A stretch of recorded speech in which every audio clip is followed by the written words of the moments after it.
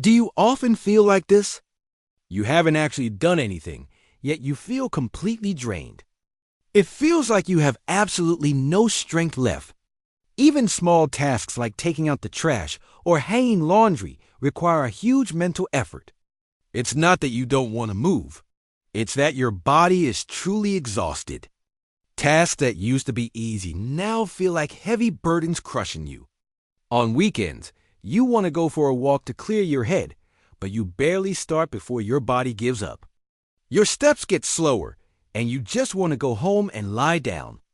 But even after lying in bed all day, that heavy fatigue never leaves. Rest doesn't make you feel better.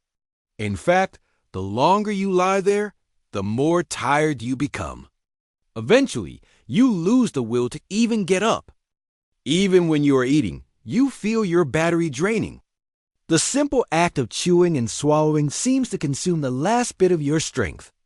You just want to sink into the soft sofa and disappear. People around you might joke, "Isn't eating a form of resting?" But you know the truth. It isn't laziness. You are simply running on empty. When the morning alarm rings, you open your eyes, but your system is still offline. You scroll through your phone, mentally screaming at yourself to get up, but your body is powered down. You are awake, but it feels like you are stuck on a loading screen that never finishes.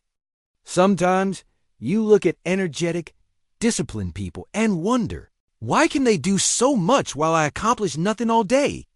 You don't want to waste time, but you just can't find the drive. So you start to spiral into self-blame. You ask yourself, am I just lazy? Am I useless? Is there no hope for me? These thoughts loop in your brain until you can't even do the things you were capable of doing. In psychology, this state is known as chronic energy collapse. You aren't lazy and you aren't weak.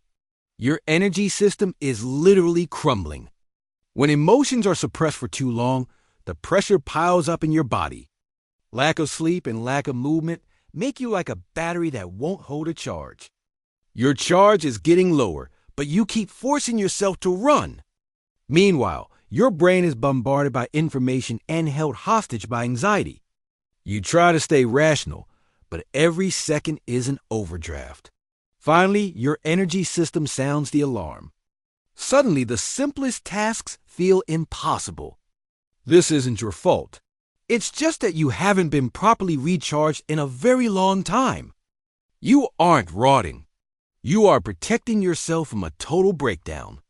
What you think is procrastination is actually you delaying the crash. You are fighting for just a little more time to breathe. You think you are wasting time, but you are actually gasping for air so you don't collapse completely. In psychological research, this persistent lack of drive is often called a state of hypoarousal. Your mind is awake, but it feels like the system is buffering and won't load.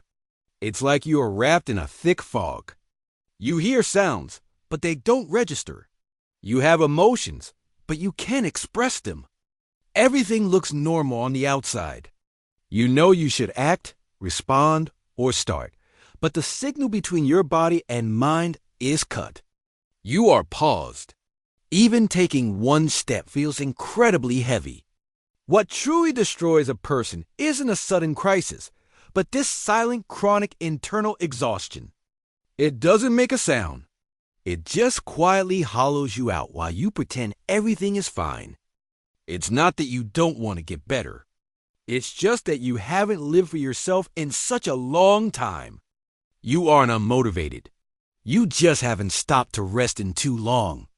You haven't had a safe place where you don't need to explain yourself or pretend. So please stop blaming yourself. What you need right now isn't to grit your teeth and push harder. You need a period of gentle repair. You need to slowly gather your scattered energy and piece yourself back together. So how do we save this low-energy version of ourselves? Here are 3 simple, effective suggestions. Step 1. Get some sun. This isn't about doing an activity. It's about letting your body slowly wake up. Sunlight is nature's gentlest reminder. It doesn't force you to move forward. It just sits quietly on your skin, waking up your nervous system.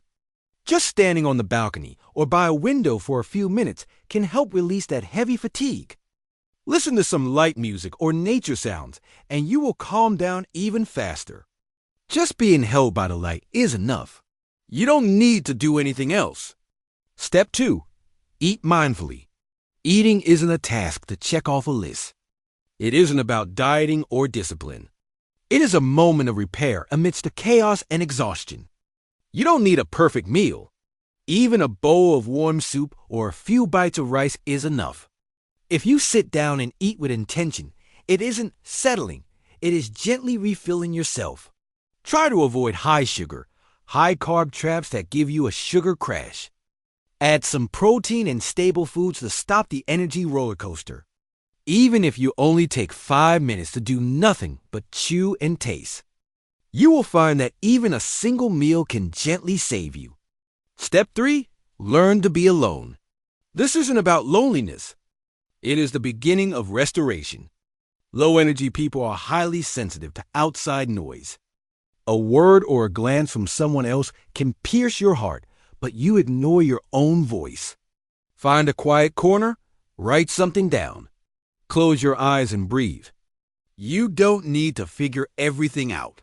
You don't need to force yourself to cheer up. Just sit with yourself quietly for a while.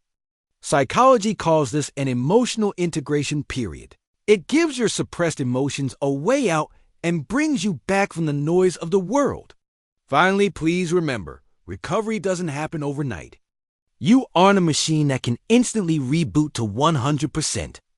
True growth isn't about gritting your teeth and charging forward. It is about gently nurturing the parts of you that have been hollowed out. You aren't lazy. You just haven't been taken care of in a long time. So starting now, even if you only take one small step, you deserve to applaud yourself. That small step isn't a retreat. It is the beginning of your journey back to yourself.